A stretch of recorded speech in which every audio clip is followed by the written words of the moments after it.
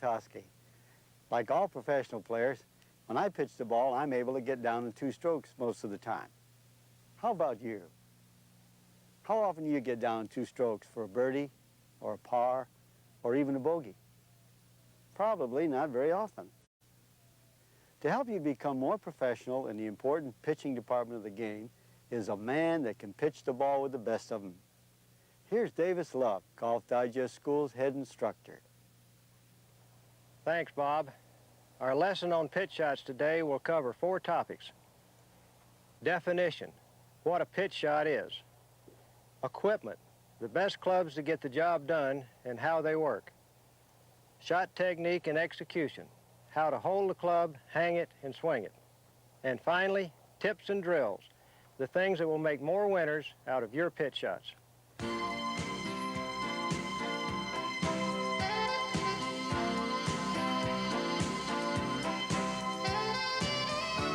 You've probably got a sign on your locker room wall that says, fix your ball mark. But if you go to Scotland, that same sign will say, fix your pitch mark, describing any shot that flies high enough or spins enough to mark the green when it lands. That's what a pitch shot is. Not one shot, but a whole family of shots. And here are 2 of them that will give you an idea of the range of shots we're dealing with. Here's that short one by Tom Watson at Pebble Beach.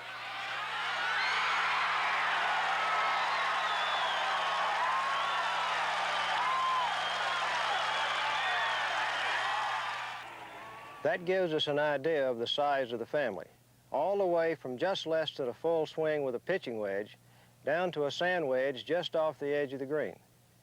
Let's take a look at the shot shapes you're going to be able to play if you apply the techniques we're about to show you. What you see illustrated here are the 3 key elements of the pitch shot: trajectory, distance, and roll. Notice that the lower the trajectory, the greater the roll. And the higher the trajectory, the less roll we get.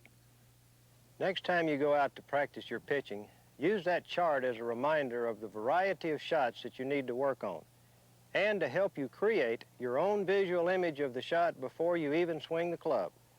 Every good player creates that visual image, and let's watch one of the best, Bob Toski. We'll be discussing the parts of Bob Toski's swing in a moment. Right now, I just want you to look at the whole thing, to get a feeling for the flow and the motion of one of the great swings that can produce, on call, the 3 essential elements of the pitch shot: trajectory, distance, and roll. We'll have more on those in a moment, too, but right now, all I want you to do is sense that motion.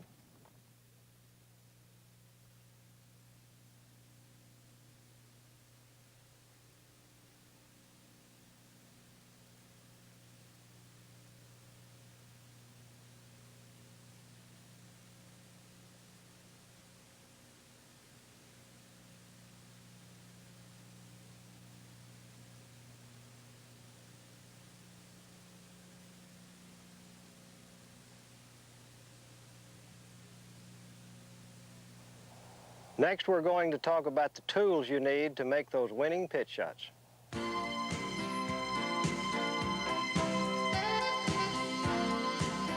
Trajectory, distance, and roll. Control them, and you'll be one happy golfer. And here are the 2 basic clubs that we recommend you carry in your bag, and here's why. The first club I recommend you use when you're playing the pitch shots is the pitching wedge. The pitching wedge has got the same relationship to your 9-iron that the 9 has to the 8. In other words, the pitching wedge with a full swing is going to carry the ball about 8 yards shorter than your 9-iron would. With this club, when you swing the club into the ground, the bottom of the club is designed to let the club slide or skid forward. It's not going to dig into the ground and stop, nor is it going to bounce back up into the air. This is going to produce a lower flying trajectory. The ball will not stop as quickly on the green, but it will roll forward as it lands. With this golf club, I expect you to play shots in the range of 100 down to maybe 60 yards. When you get closer to the green than 60 yards, we're going to change clubs, and we're going to take the sand wedge instead of the pitching wedge. And I do mean sand wedge. A lot of you think that the sand wedge is for use only in the bunker, but it's a lot more versatile golf club than that.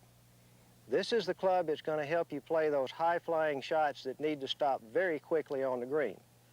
And the reason they'll stop faster is that we've now got 56 degrees of loft. We've added 4 more degrees of loft to help the ball get higher in the air.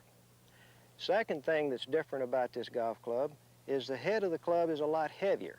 And most of the weight of this golf club is underneath the center of gravity, below the point where the club's going to run into the golf ball. With that weight underneath the golf ball, your swing speed is going to create additional height rather than more length. So there's 2 reasons we're going to use this for the shorter shots. Third thing I like about the sand wedge for your short pitches is the fact that the bottom of this club will bounce when it runs into the ground. It is going to bruise the ground and then bounce back up again and help loft that ball even faster into the air, if you know how to use it.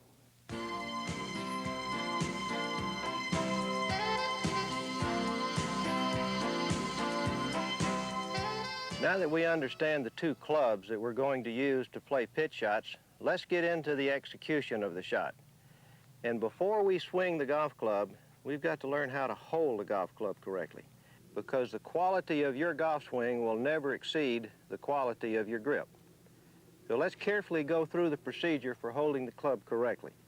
Number 1, with the club face aimed squarely to the target, we would like to position our left hand to the club so that there would be 2 knuckles in view as you look through your hand to the golf ball. In fact, this 2-knuckle grip is so important that I'm going to mark the knuckles on the back of my left hand with a magic marker so you can see exactly what we're talking about. And I'd actually advise you to do that yourself. I hope you wear a glove, because if you don't, you're losing some control by not having that extra edge that it gives you. And with the glove marked correctly, you can see I've marked the first and the second knuckles on the back of my left hand. And now I'm going to hold the golf club in the fingers of my left hand and position the hand so that I can see the first and the second knuckles as I look directly at the golf ball. Can't cheat. Can't take a weak grip and lean over here and find those knuckles. We've got to hold it correctly, have your head hanging in the center of your stance, looking directly at the ball, and see knuckle 1 and knuckle 2. The next thing we're going to do to check the quality of that left-hand grip is to see if we can lift the club head in the air without moving the arm. If I can bring the club up with the fingers of my left hand till the shaft is almost parallel to the ground, that means I've held that club correctly. Look how hard it is for me if I turn my left hand too far to the left. I can barely lift the club off the ground. If I turn the left hand too far to the right, same problem. No hinge at the base of the thumb. But with the proper grip position, with 2 knuckles showing and with the left thumb just to the right of the top of the grip, now I have not only the ability to lift the club in the air, I've got enough strength and force right here at the base of that left thumb to have perfect control in the left hand. Now, if we've got this left hand grip position, it's actually even possible to play a shot just with my left hand alone. That's how much control you'll have when you hold it correctly in the left hand. But we've got a right hand too, and we've got to get that right hand on the club correctly as well. And the right hand grip position should be one in which the palm of the hand itself is facing perfectly toward the target. If the right hand is facing it all skyward, that grip position would then close the club face coming in and hit the ball low and to the left. If the right hand were turned too far over on top, that would open the face of the club too much going back and cause the ball to go off to the right. This right hand grip position is so important that I'm going to use a pencil to help you see just exactly what happens when you hold the club incorrectly first. Like I said, if the right hand's turned too far to the right, and now you can see the pencil pointing well off to the right, that grip position is incorrect. That's going to hit a low shot to the left. If I turn my hand over to the point that the pencil is now pointing well off to the left, that's going to make the club face run into the ball with the face open, and the ball will go weakly off to the right. If I can put the club enough in the fingers of my right hand that I get the pencil running parallel to the grip of the club, that parallel position indicates that the palm of my right hand is just exactly where it should be, looking right at the target. The other checkpoint that I want you to look for is this one right here. If, after I've addressed the golf ball and taken my grip, if I just gently take my thumbs away from the golf club and expose my fingers, you'll see that the fingertips of my left hand are perfectly positioned on the right-hand side of the grip. The fingertips of my right hand are perfectly positioned on the left-hand side of the grip. That finger position and that finger control is what's going to help us control the face of the club when we get into the swing motion. Here's an easy way to see if you're hanging the club correctly. Once you've taken your setup, drop your right hand off the golf club. If your right hand, when it falls away from the club, swings directly to the right, so that all you'd have to do to put it back on the club is move it right in here, then your setup is correct. If by some chance you're sitting back too much on your heels, then if the right hand falls away, it's going to come back to your body. That's the danger signal that the posture is not correct. If you went too far the other direction and had your head hanging too far out over the ball, now if you drop your right hand off the club, that hand and arm will fall away from you, again indicating that the setup hasn't been made correctly. Make sure that you're hanging the club behind the ball with those freely extended arms, and check that setup by letting the right hand fall away and get to the point that it'll move only to the right, so that it's easy for that right hand and arm to be placed back on the club with the correct grip position. Now we're ready to swing the club freely to and fro. All we have to do from this setup is use our fingers to set the club head in motion. I can feel the club swinging freely from my fingertips. I can feel the arms being stretched as the club swings back and forth. I'm in perfect balance. I'm ready now with this setup to start playing some quality pitch shots. To hit a perfect golf shot, would you want the head of your golf club to feel as light as this feather or as heavy as this sledgehammer? If you guess the sledgehammer, you're right on course, because having enough flexibility in your hands and arms for the club head to feel as if it were as heavy as a sledgehammer is one of the principles of good golf shots. We want the arms hanging freely, we want the hands and arms swinging freely, and they can only do that if they're relaxed and supple enough that the weight of the club head feels very, very heavy. But I'm going to get rid of this sledgehammer right now because it's too heavy to hit any golf shots with, and start talking about how we are going to initiate the motion of the golf swing. We've held it correctly. We're hanging it correctly to the golf ball. Now our job is to set that club head in motion. And we're going to do that with our fingertips. It is through the fingers that we influence the behavior of that club face. And it is through the fingers that we are going to create the motion of the club head that will create not only the directional control, but the distance control that we need for good pitch shots.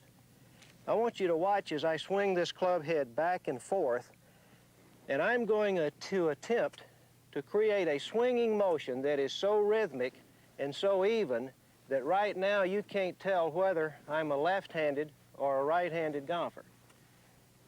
If we can get that symmetry in our golf swing, then we can control the distance the ball goes with uncanny accuracy. Swinging the club to and fro, not a motion that is slow back and quick through, or not a fast backswing and then slowing down, but swinging the club to and fro. I suggest that you stand in front of a mirror and get that club head swinging back and forth until you can see how evenly the club is moving in both directions. When you've got this down, the next step is to start at the practice tee, trying to brush the grass in exactly the same spot as you go in each direction. Watch this pot of grass I've got the club resting on and see if I can accurately get that same piece of grass as I swing the club both ways. With this preparation, I'll be able to play a golf shot and clip the ball off that grass with the same accuracy. After doing that, I'm going to try to clip the ball off the grass, but keep swinging back and forth to maintain the flexibility and rhythm.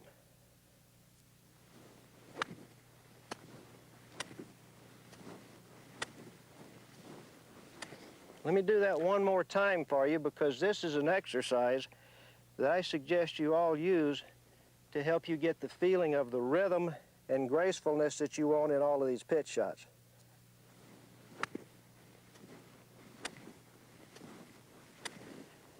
That gives you the feeling of the perfect swinging motion. We're not hitting the golf ball, we're swinging the club head and letting the club head move the golf ball. Here's an exercise that will help both your posture and your arm flexibility. What I'm going to try to do is play a golf shot, but instead of letting the club head rest on the ground behind the ball, I'm going to leave it suspended behind the ball but up in the air above the ball. Now, if I stay flexible enough in swing, those flexible arms will be stretched enough for the club to strike the back of the golf ball. If my arms got tighter through impact, they would actually get shorter and I would top the ball badly. Let's try it and see if it works. I'm leaving the club suspended above the back of the ball. Now I'm going to make a normal golf swing and let the flexibility of the arms be extended by the weight of the club head. That really felt good, and I could actually feel the arms getting longer through the bottom of that golf swing. Let's try it again, because this principle is really important to you. If my club head is stretching the arms, that's helping the club continue to accelerate down and through the ball, which is going to impart more backspin on the golf ball. Doing the opposite, pulling away from the ground, tightening and shortening the arms, will decelerate the club head and put less backspin, as well as keep the ball from going as far. So let's try it again. Hang the club above the ball, feel the weight of the club head, swing it freely, stretch through the ball. Now, I don't think you ought to play this shot every time on the golf course, but you definitely should hit practice shots doing this until you get really good at it. And then, when you go out to play, what you can do is start your setup with the club above the ball, and then just before you swing, extend the arms just enough to rest the club gently on the ground behind the ball. Now you've achieved the correct setup with long and relaxed arms, instead of finishing putting the club to the ground by slumping forward from the body. This is disaster. From this position, I can only do one of two things: run into the ground early or pull up and back and top the shot badly. So let's use this exercise to advantage and help you play better pitch shots.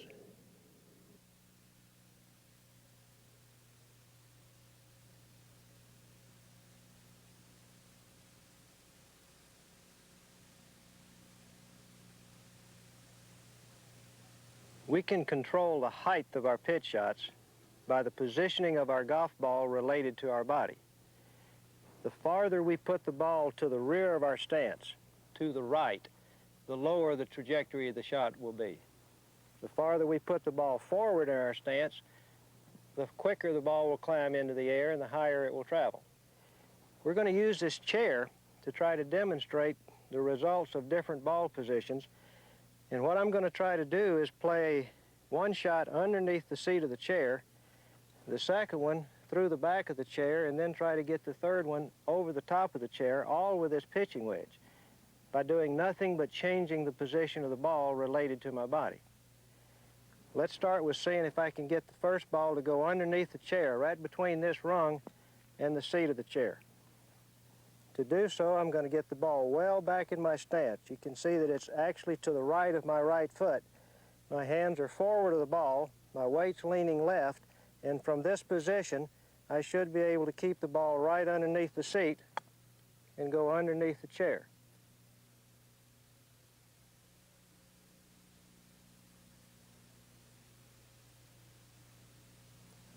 Now, with the next one, I'm going to try to change the trajectory so that it goes between the seat and the back of the chair. That means that the ball position has got to move forward or toward the target. The ball is farther forward now than it was before, allowing the loft of the club to point a little bit more to the sky, and from right here I should be able to get it right in that slot. There you go.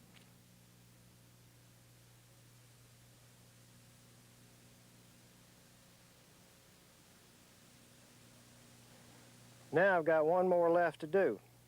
From the same position, I've got to get the ball to climb over the back of the chair. That means the ball position has got to go well forward of my body.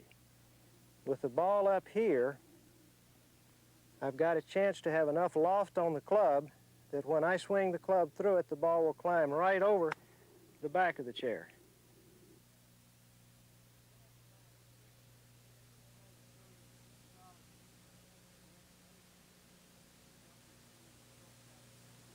Now, we're not trying to trick you here. We're trying to show you a good, solid piece of technical information that'll help you improve your short shots around the greens.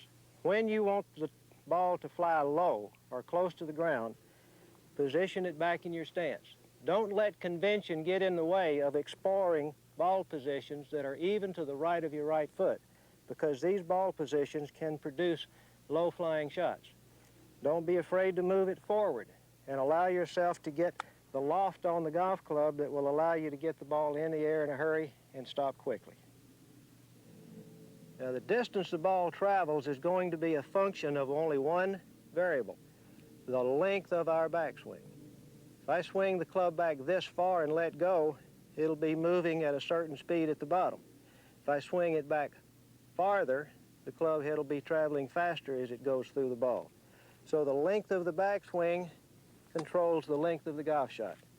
If I only swing the club back to here, the ball's going to travel a short distance. Add length to the backswing, and I add length to the golf shot. If I keep increasing the length of the backswing, that backswing length in turn will create a longer shot without any additional effort. And that's what we're trying to do, is create the distance that we want without having to create extra effort. I hope that the flow of motion that you're watching is identical on all of these shots, that the only variable that you see is the length of the motion.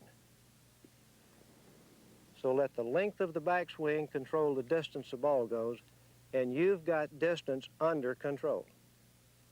The final step in mastering the pitch shot is to learn to control the face of your golf club well enough to make your ball run, walk, or sit. Let me explain by playing a few shots for you. First, if I want the ball to run when it lands on the green, I'm going to make two changes in my setup. First, moving the ball toward the rear of my stance, more toward my right foot. And secondly, closing the face of the club slightly. With these two changes, the ball will run farther when it lands on the green.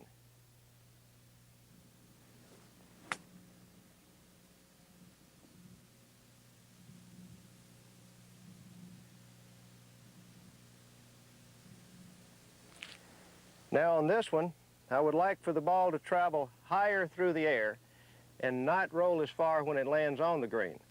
So the changes will be to move the ball forward, more underneath the center of my swing, and instead of the face being closed, it's going to be placed squarely behind the golf ball. With the square club face and the centered ball position, I'll get more height on this shot and less roll.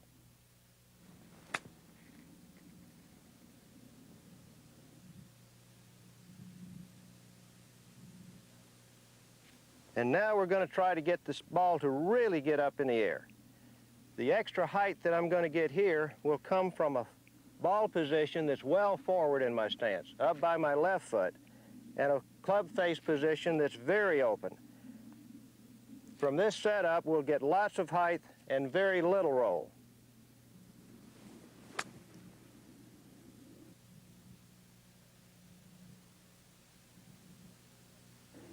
Learning to play these three shots will help cut strokes off your score.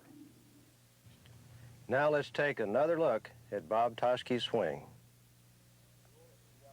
As Bob prepares to play this shot, notice how he feels the club through his fingers, feels the ground through his feet, and identifies the target with his eyes, visualizing the perfect result even before he plays the shot. Now all is left for him to do is pull the trigger.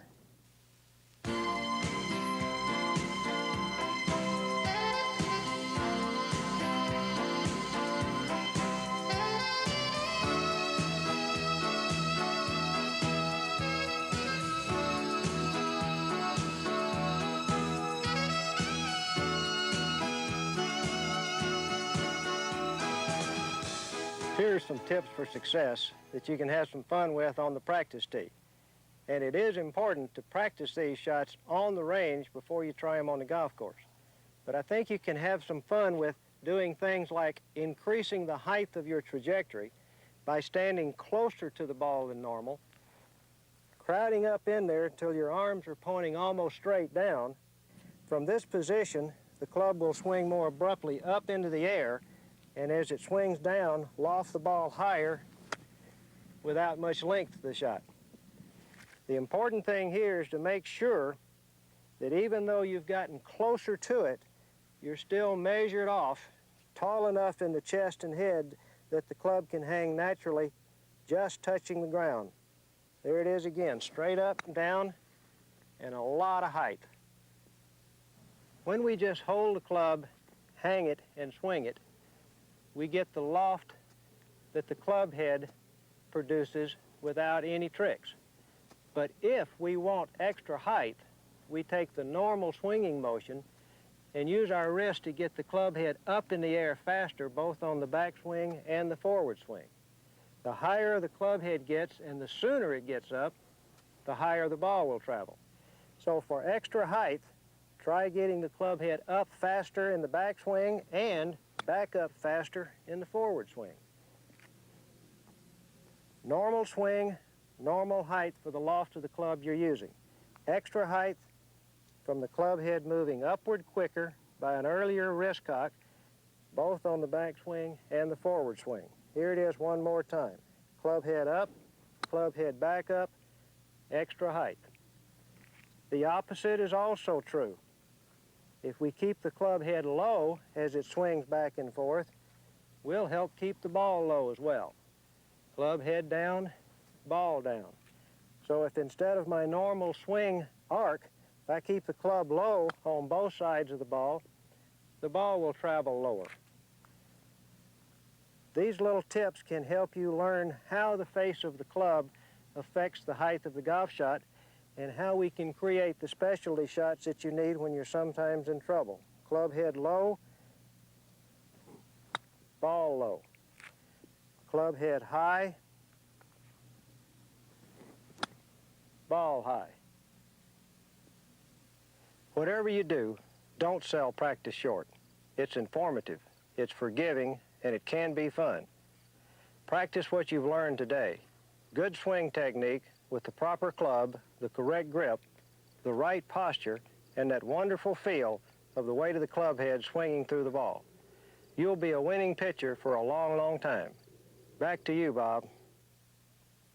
Davis, that was terrific.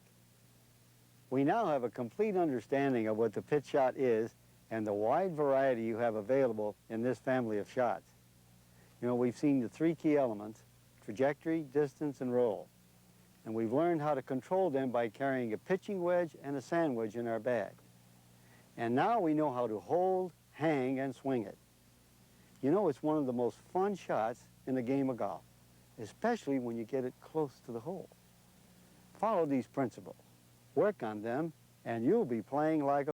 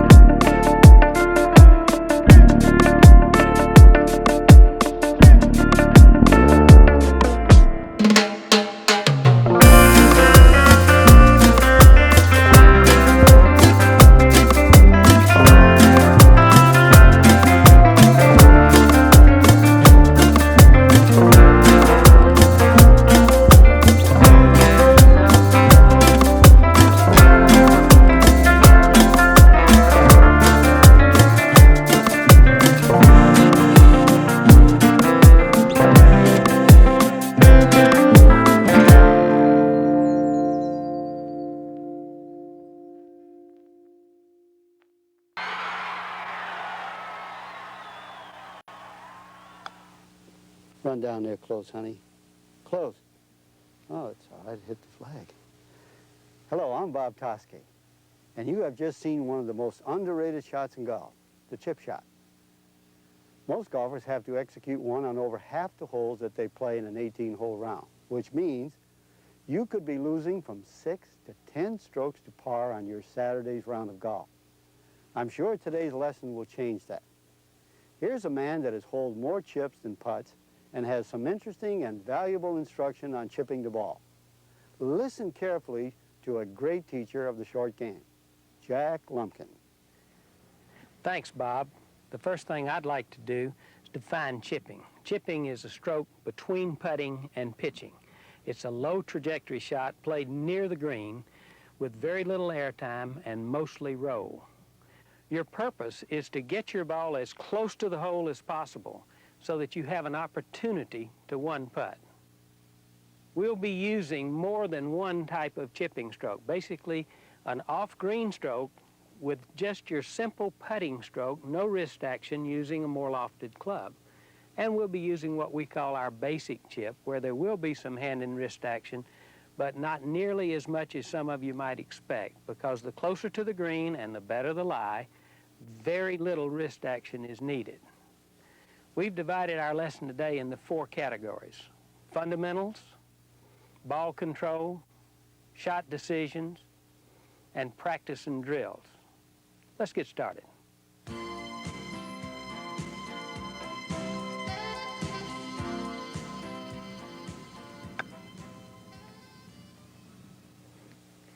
The first fundamental I want to discuss with you today is how to hold the club. The first fundamental, hold it. I like the word hold rather than grip, because grip to too many people means a vice-like pressure which strangles the golf club and keeps it from moving. I would like for you to hold the golf club with some life. I place my hands on in my normal full swing position, with the golf club across the base of the palm and the base of the fingers in my left hand. When I put my right hand on, I take, again, my full swing form of my right hand, simply slip it on the club. If you don't have control of this end of the club, you have no chance of controlling the club face. How you position your hands determines how the club face will arrive at the ball. Your only communication to the golf ball is with the club face, and how you hold it sets up that relationship to your body. The second one would be to hang the golf club. In order to get the golf club hanging, you need to bend forward from the hips so that your arms can hang in front of your body. Notice that I've choked down on the golf club. I am holding it, and now, because of the proper posture position, the club is hanging behind the golf ball. It is literally hanging in the air. From this position, it isn't difficult to build a swing. So holding it helps join you to the club. Hanging it puts the club in a position from which it can swing.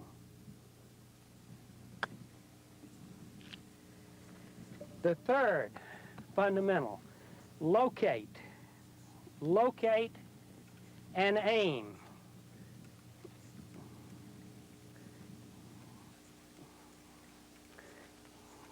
We'll use this prop to help demonstrate my swing center. Your swing center is a point halfway between your shoulders, about even with the top button on your shirt, right at the end of where your arms join your shoulders. This point is the true center of the arc. The swing being an arc, and all arcs having a center. If you could imagine this hula hoop being a giant hula hoop that went totally around my body. The farther away I stood from the ball, the flatter the swing would get. The closer I stood, the more on line the swing would get, yet still creating an arc. So what I'm going to do is stand relatively close to the golf ball. I'm going to locate my swing center forward of the ball so that the ball is struck before the club reaches the bottommost part of its arc. If I put the center of this hula hoop slightly forward of the ball, you can see that the rim of the hula hoop would catch the ball slightly on the downswing. That's the location that I want you to play your chips to ensure a downward contact of the ball with the club.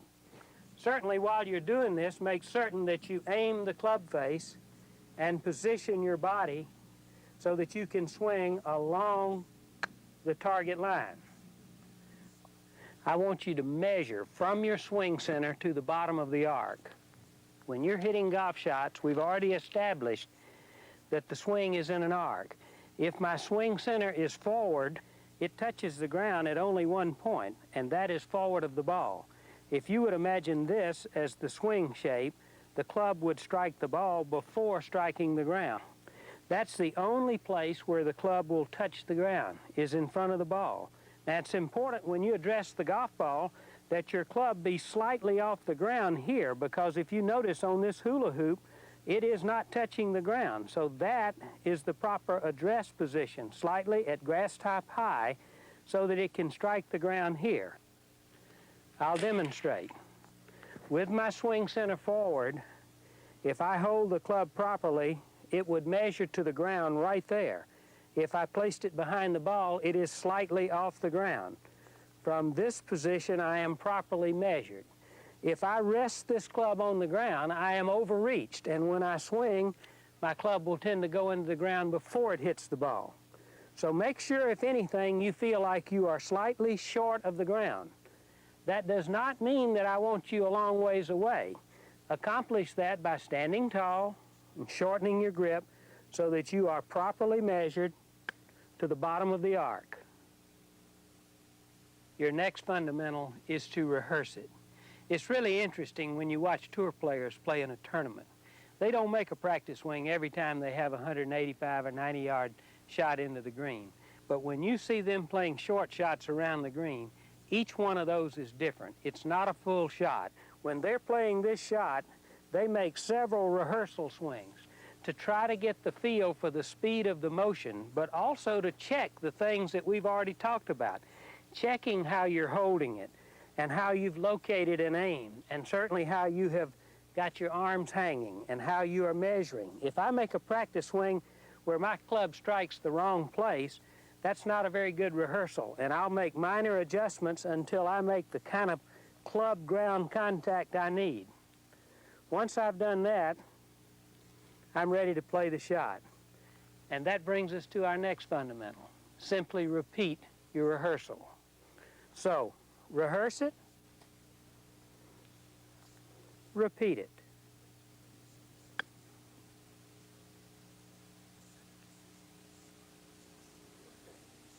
In summary, how you hold it, how you hang it, how you locate and aim, and how you measure determines the kind of golf shot you're going to make. Your rehearsal should give you a feel for the motion and allow you to check your previous fundamentals. And last but not least, repeat your rehearsal. If you're happy with your rehearsal swing, it should be good enough to send your ball to the cup.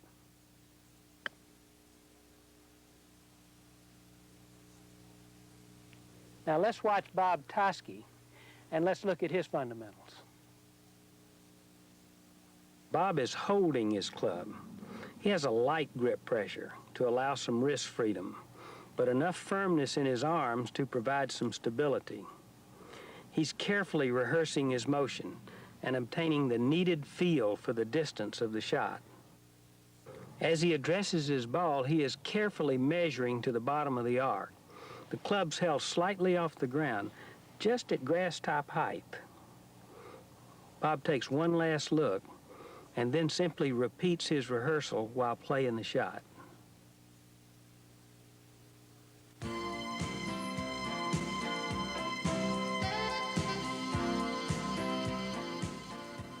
To become good at chipping, you must learn ball control. In learning ball control, you need to be able to predict the direction, the distance, and the trajectory that you send your golf ball. Let's start with direction. To send my ball toward the target, I need square ball-club contact so that I strike it right in the center of the club. I need my club face looking down the target line, and I need the club traveling along the target line at impact. I'll play one off of this board just to demonstrate.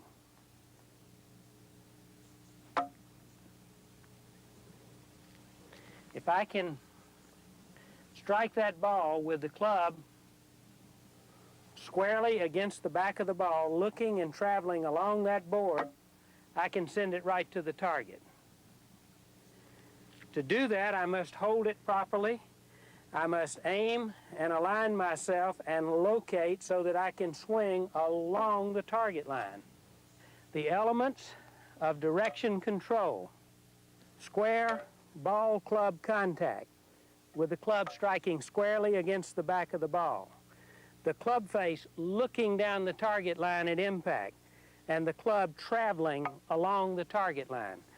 How you hold it and how you aim and how you set yourself up allows you to accomplish good direction control. For distance control, I depend on the length and speed of my motion.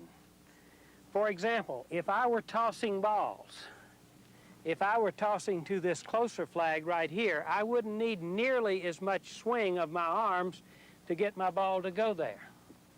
That would do quite nicely. On the other hand, if I were going to the more distance target, I would need a much longer arm swing so that I could create a longer shot. For distance, make sure that your motion is unhurried. You don't want a small swing and a lot of force. You would like to apply your force smoothly. So if I were playing a shot to the same targets, I would make sure I rehearsed the amount of motion I needed so that I could apply the force smoothly to the ball.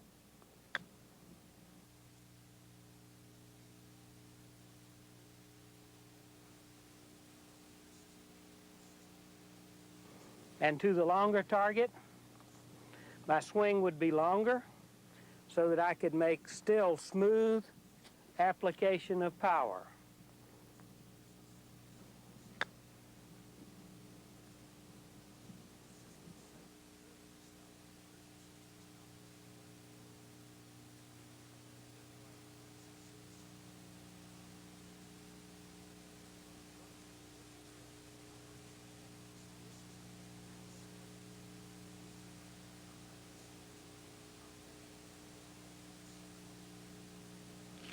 In learning to control the trajectory, how you locate next to your golf ball, as well as your club selection, has a great deal to do with the height your ball goes. For example, I could take this 8-iron and play a low shot by simply playing it back in my stance so that it was behind my swing center. From this position, my club would strike it on the downswing and would have less loft at impact. This would send the ball on a nice low trajectory, creating more roll. If I desired to hit a little higher 8-iron shot, or maybe if I had a very good lie where I didn't need to hit down on my ball as much, I could play the ball a little more center, right underneath my swing center. This would create a little more of a sweeping blow and would send the ball a little bit more up in the air, causing it to roll less. Certainly, if I needed to hit it low, I could take a less lofted club, such as this 6-iron. And if I had a nice lie, make a slightly downward blow and send it in there quite low and let it roll nicely.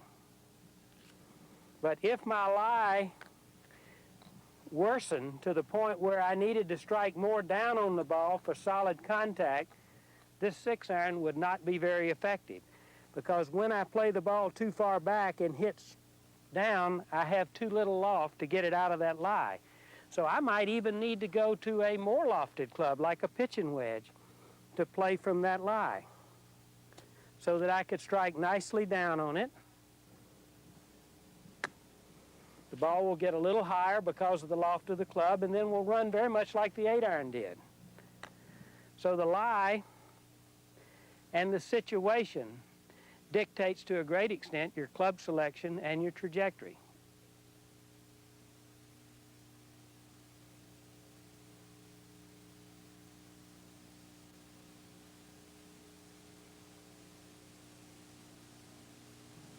In controlling your ball, if you won't roll, you can always use your putter or your off-green putting stroke. But if you want to play a shot to a deeper pin in the green, you might want to use your regular, or what I call the basic chipping stroke, where the swing is about the same length on both sides of the ball, and maybe a slight bit of hand and wrist action gets in, but it is not a wristy stroke. Looks something like this.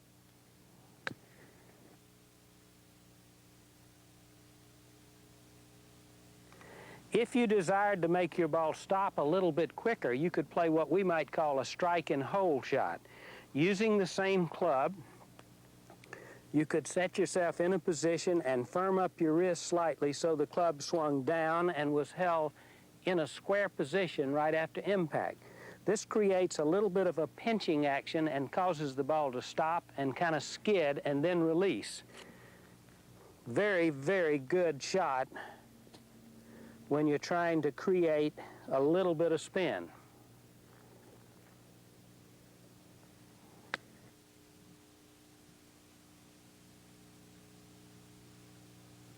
Then if you desired to make your ball roll using the same club, you could simply allow the toe of the club to run past the heel.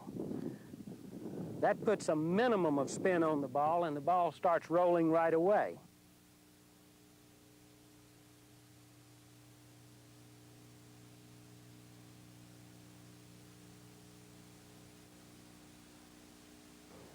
But obviously the simplest way to make your ball behave differently is to simply take a different club. If you want more roll, take a 6-iron. If you want less roll, take a pitching wedge. Club selection is one of the factors you always have available in ball control. Now let's look at how we can make some smart shot decisions.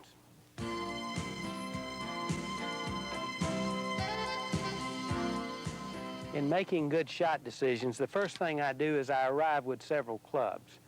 The three things that I have to consider is first the lie of the golf ball. The lie of the ball dictates greatly what I can and cannot do. If the lie is sitting bad, a lot of my decisions are made for me, and all I can do is strike down to make solid contact. But in this case, the lie is sitting good, and that lets me do anything I might like to do here.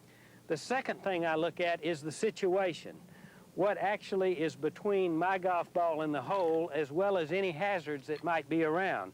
In this case, I have a shot of about 50 feet that I need to keep in the air about halfway. The edge of the green is here, and I would like to land it comfortably on the green, so I need to keep my ball in the air for maybe 20 feet or more, and then let it roll the rest of the distance. To do that, first thing I'm going to do is examine a pitching wedge and make a couple of practice swings and see how comfortable I feel with that shot. Because if I feel comfortable with it, I think that's the best shot. And that brings us to the last consideration. I have to believe in the shot I'm going to play. I have to feel capable of playing this shot. A little firm-wristed chip with a pitching wedge should give me the ball flight I need. And let's see what happens.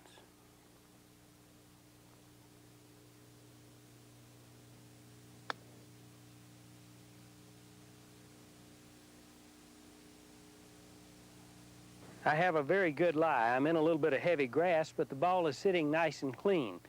I really only need to keep my ball in the air about 8 feet, and then I have a green that's fairly smooth and level and then rises to the cup.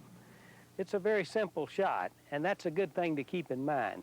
Keep it simple whenever possible. Never play a difficult shot when a very simple shot will work. So I'm going to use a 6-iron in very few moving parts and just play a very straightforward chip that lands on the green and rolls up to the cup.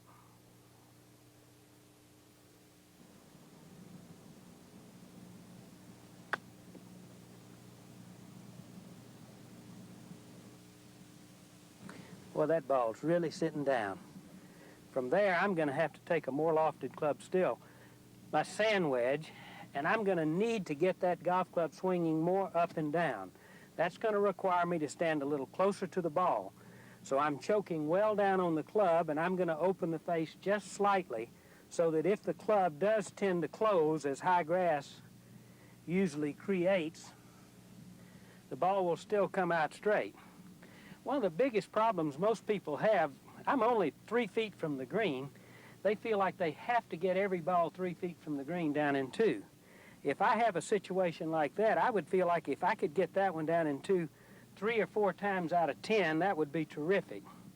So I'm going to simply trust my stroke and take what I can get and hope that I have something inside of 10 or 15 feet so that I have a chance to get my one putt. I'll still assume the chipping position with the ball back and the weight in the hands and the swing center forward. My stroke will be a little longer and certainly more downward.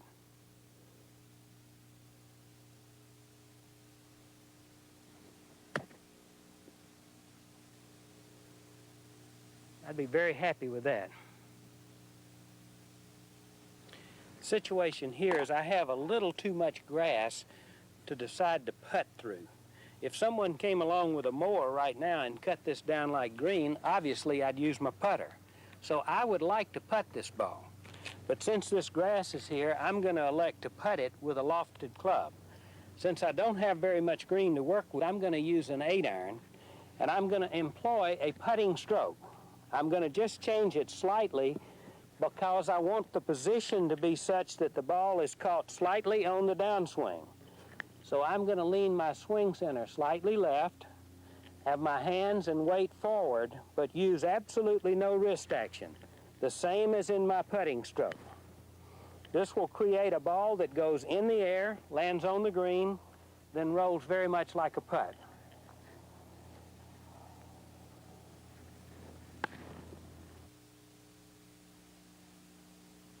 Let's watch Bob making a shot decision. As he walks onto the green, he feels the texture and firmness of the surface. With little or no elevation change, Bob visualizes where his ball should land and makes his shot decision. He decides that an 8-iron with a more sweeping stroke should give him the best ball control. Let's watch Bob rehearse his motion and play the shot.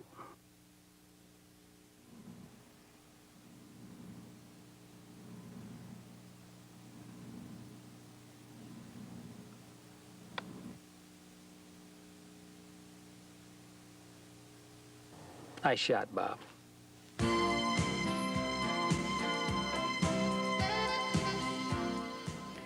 A good drill for direction is placing a 2x4, something about 3 feet long, right beside your ball. Stand it on edge, aim it directly down your target line, and place a golf ball within a few inches of the board. Make a few swings, and when you feel your swing path going along the board, yet still making the slight arc that we talked about earlier, then you have the swing path you need. A very good drill for swing path. Now, one of the things that will really help your stroke would be practicing with your left arm only. If you take your left hand and just take your normal grip, you can then make some swings with your left arm only. And after you can strike the ground in about the same place in front of you, go ahead and move up to the ball and strike a few balls with your left arm only. It'll be difficult in the beginning, but after a little while, you'll get where you're very proficient with your left arm, and this is one of the best possible drills for chipping because it allows the hand to lead the shot through impact. An excellent drill. A good drill for learning to strike down on your ball and creating a descending blow is to place several golf balls about 8 or 10 inches behind your ball and then create a setup with your swing center forward, your hands and weight ahead of the golf ball so that your club, when swung naturally, will clear those balls on the backswing and the downswing. If you can get your golf club to do this, you have no trouble making a descending blow.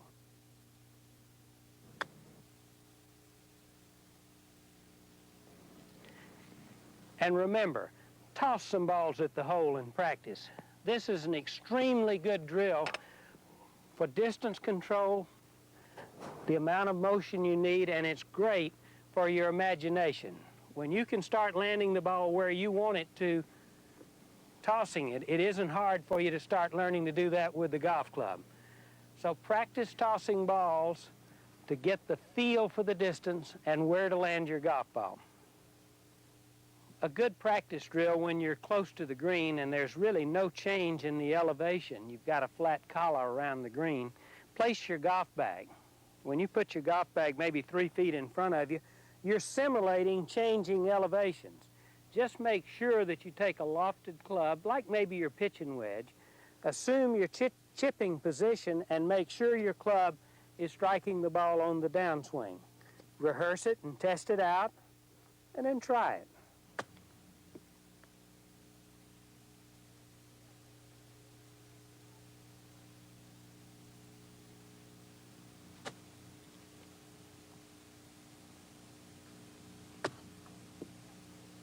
Very good practice when you don't have the ideal practice situation.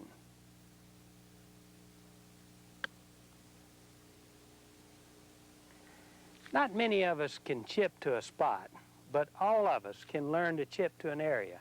After chipping a few balls, if you're hitting them consistently, look at the area where your ball is landing. Then place some tees on the ground in a box shape for your target area. Now that's where your ball ought to land if it's going to get near the hole. Then go ahead and go into your normal stroke and watch where the ball lands.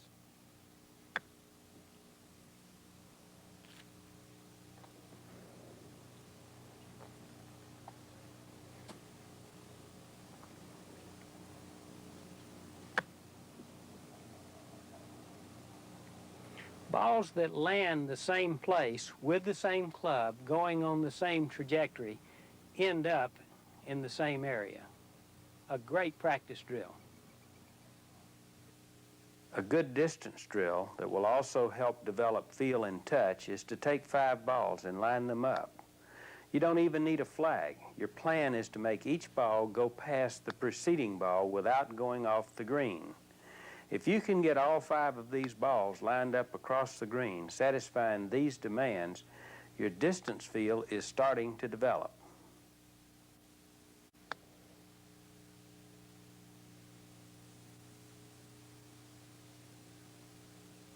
In closing, let's review what we've learned in today's lesson. Good fundamentals that will help us develop good stroke technique, ball control, and our goals, solid contact, and controlling direction, distance, and trajectory of our balls. We talked about the degree of difficulty and how we shouldn't beat up on ourselves if we don't get it down in 2 every time. Even the tour stars don't average 2 for a year. We learned how to make smart shot decisions, dealing with different lies and different situations. We also talked about practice and drills and how you can turn these into fun. It's where you develop your stroke technique that helps you make a number. If you have good fundamentals, you'll learn to control the ball. You'll be able to make the sound shot decisions you need. And if you're willing to practice, you'll get better. Your scores will go lower, your expectation levels will be higher, and you'll be a winner when the chips are down. Thank you for being with us. Bob? Run down there close, hon. Run down there close. Good. Jack, that was really special. And that's a lesson really dedicated to saving par, getting the ball close enough for 1 putt. We learned the important fundamentals, how to hold it, hang it, locate, name it, measure it, rehearse it, and then repeat it with the swing itself. Jack's given us some wonderful drills and some practice routines that are fun and effective. Work on them. There's a lot of Nassaus in your future if you do.